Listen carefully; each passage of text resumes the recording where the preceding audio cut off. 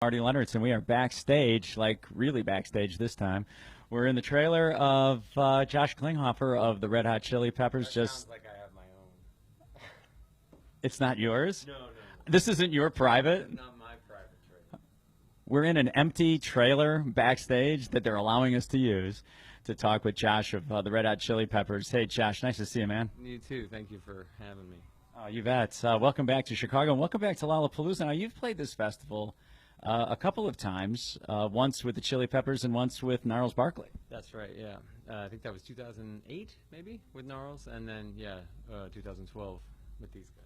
And you, with Gnarls Barkley, you wore the tennis garb, right? I lost track because it differed every night, but yeah, probably. So that means we would have opened with a snippet of We Are the Champions, I think, by Queen. I had to learn on piano, which, I don't know. I achieve sometimes and sometimes not. Well, at least Queen allowed you to play that, unlike the Republican convention. Oh, they wouldn't let him? Okay, that's good. Well, they did play it, but they cease and desist order after that, so Donald Trump can no longer use "We Are the Champions," which is nice. That's good. Did you think they get the message? So, man, big festival here, Lollapalooza, new album, The Getaway. Congratulations on all that. Now, we were just talking about Gnarls Barkley. So you have a relationship with Danger Mouse going back to those days. And Danger Mouse produced the new album, The Getaway. Did you have anything to do with Danger Mouse coming on board with this? Thank you for pointing that out.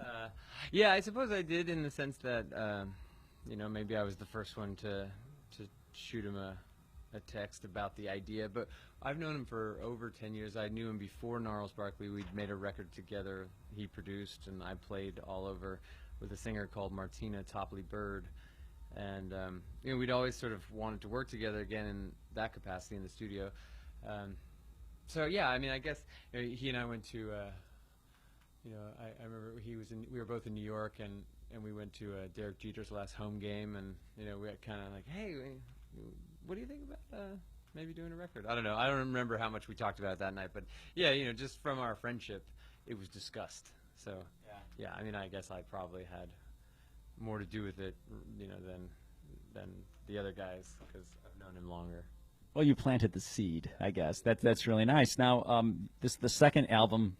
I'm getting killed with this recorder. This is the second album that you've been a member of the Red Hot Chili Peppers for the full album. This and I'm With You. How did this experience at this time, especially with your relationship with Danger Mouse and stuff, was this a different experience for you? Were you allowed to do more, or what was it like for you? Well, it was completely different in the sense that the first record I did with them was done in the way the band has always worked, which is sort of songs are written, album is recorded. All play live together in the room with each other, and overdubs are done last, and that's it. This time around, there was more of a constructive process. Chad would go in, do a drum beat with Brian. Flea would come in. They would kind of work. Each guy would work separately with Brian, and then I often would go last because the range of sounds I can come up with are maybe a little more vast than the bass or drums. So yeah, I mean, it was lots of fun. Sometimes very frustrating because at the beginning stages of songs that aren't songs yet, you don't quite know what to do. So you could be sat there, with all sorts of noisemakers in front of you, and you're trying different ideas. You're not getting anything back from the control room, and you're sort of like, well, I don't know what am I supposed to be doing here? That's how we wrote some of the songs, and I think they came out very, very interesting, and they definitely have a new energy that just maybe no one can hear it but us, but to me the fact that they were constructed in such a way has a new energy. And when we're playing it live, I think they're kind of coming together in a normal way, but in a different way, because we're kind of learning them ourselves sometimes. Yeah, so I'd say that that's the main difference, just the way that we recorded and wrote some of these songs. Yeah. Well, it's kind of interesting working for these guys, for sure, working with a different producer, seeing that Rick Rubin, like forever, for over 20 years, So were they open to everything? Were those guys open to everything with Brian? Yeah. For all of us, it was a little strange at times because, as I said, the band has done it one way since its inception. So since 1983, they've gotten in a room, they've written songs, and they played them together. They're this sort of Chad going in and listening to records with Brian and then trying to kind of make up a beat based on what they just listened to is very, then Flea going in and making something up on the spot. Very different approach. So, I think for all of us, it was a little difficult at times just because we weren't used to it. I worked with Brian. I know how he likes to work. It's always fun. That's the thing. Brian's not he's not opposed to anything. He's into you trying anything. He's really good at sort of managing everything that goes on in his studio and creating a space that allows for nothing but creativity. And Anthony, time and time again, would take a song that we worked on a Tuesday and come back Friday with a finished, complete, poignant, emotional, complete lyric. It was remarkable to watch.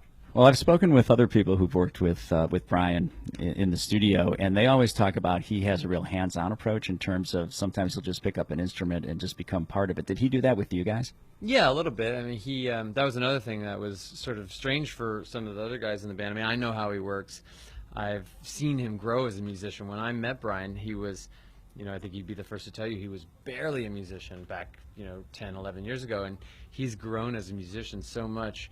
And when he played drums on the first Broken Bells tour, I remember we spoke about it at the beginning of the tour, and I said, yeah, just do it. You could do it. You could do it. You could do it. I know you could do it. And he was great at it. So he's incredibly musical and picks things up really quickly. But yeah, I mean, I think that's just his approach. He basically likes to join the band when he produces a record. That's how he likes to produce. He likes to be free to, if he hears a little melody, he was going to go hammer it out. He's not going to ask if someone else can do it. But he's also the first one to jump aside and say, hey, do something like that. But let's, it's just another way of throwing ideas around. And, I'm sure Rick Rubin and any other producer you come up with, basically, they all have the same goal in mind. But, the way Brian gets something he's hearing out is to go, tack at a piano or pick up a guitar.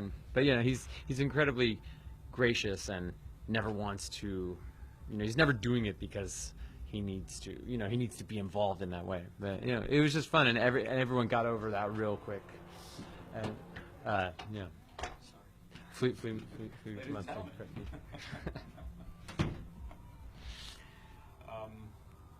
Well, and it's pretty cool that a band that has been around as long as the Chili Peppers have and have worked a certain way to open themselves up to something new. That's really exciting, I'm sure, for the band and also for us as listeners too. Mm-hmm. Yeah, no, I think everyone had a really good time making the record. It was again, like I've said a few times, it was difficult at times and vastly different from the way it had been done in the past at times. But yeah, I think everyone walked away feeling very positive about it and very excited about the possibility of doing it like that again, maybe, or going back to the other way. But everyone walked away with very positive. So you're playing the songs live, obviously, since you're doing a tour. This tour pretty much just began. It hasn't been going on too long, right? No, and we still consider this the sort of warm up to the actual tour because we've been doing nothing but festivals. Right. So the travel's a bit hectic, and we've I think in the last 2 or 3 weeks we've been from Russia to Scotland to Seoul to Tokyo, back here up to Canada, a couple places. So yeah, we start our own tour where we can kind of be at one with the entire building and the entire evening at the beginning of September. And yeah, so it's still kind of the beginning, but I've been so impressed with and so delighted by how quickly these new songs feel comfortable and almost classic to me on stage, already. Yeah, I mean, we played new songs, and I mean, maybe more so than the previous album. When we play these new songs, they feel like they've been a part of our lives for a long time. Do you have favorites? Do you have a favorite you like to play? Is there one that you're like, oh, all right, it's time for this one? I really so far have enjoyed them all. I definitely have songs on the record that I listen to a lot, and but I actually haven't listened to the record in a while, so no, yeah, I can't pick a favorite. I was just talking to Chad's brother about The Hunter, and that was always one of my favorites. When from the night we first recorded it, I remember thinking, oh God, I hope this sees its way to the end, because there wasn't any vocal on it that first night, and then Anthony came back with this incredible vocal, and I was still scared that just how sensitive and how sort of how unlike anything else on the record it would somehow prevent it from being included or something. And it's the one song that Flea doesn't play bass on. He plays piano, and I'm providing the low end. But yeah, so I was scared for a while that song might not come out, get finished as well as it had, and it's always been a favorite of mine. Well, that's okay. All right. Well, that's pretty. That's a. Well, no. Well, that's a pretty cool. That's a pretty cool thing that you play a song where you provide, the low end, the bottom, in a band that is so much associated with a certain bass player. So that's kind of cool that the band is opening themselves up to doing all kinds of different things. Yeah, absolutely. I mean, before I joined the band, Flea had spent, at least a year, if not more, at USC studying music and really kind of devoting a lot of time to the piano. So when I joined the band, there was lots of songs that he had written on piano, and especially in the last couple of years, I've been writing a lot on piano. So we do the same thing on the last album. There's a song where I'm playing the bass and Flea's playing piano. So yeah, I mean, it's an honor to be in this band, let alone play bass on a Chili Pepper song. Well, it must just be such a cool thing that you've been in the band for, well, now it's not even that short of a time. It's been like 6 or 7 years, but to be in a band that you knew and who you were a fan of, and now you're part of it, I can't even imagine what that must feel like. Yeah, honor is the only word I can come up with. Well, that's pretty cool. So you'll be on stage in less than 2 hours, and yeah, I think so. You need to, whatever you need to do, you should probably do it right now. And I just want to thank you for taking some time out and talking to us here at Lollapalooza. Josh from the Red Hot Chili Peppers. I'm Marty Leonardson, 93 XRT.